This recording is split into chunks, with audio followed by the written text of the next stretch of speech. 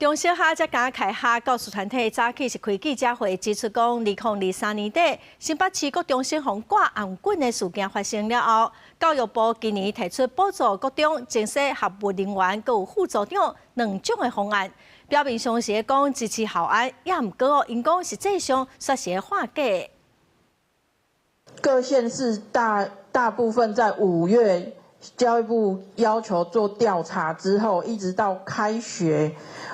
以屏东为例，他是从上个礼拜才发公文，要学校来做聘用学务人力的这样子的，因为没有办法有副组长，就改聘学务人力的部分，目前也都找不到人，所以教育部的这样子的政策一直拖延到开学都还没有完成，造成基层的校安人力空转，我觉得这是最大的问题，教育部应该负起责任。教师团体指出讲，教育部提出的方案，因为各县市的法规有受到限制，补助的比例是真低，根本是无钱通请，所以根本是化假。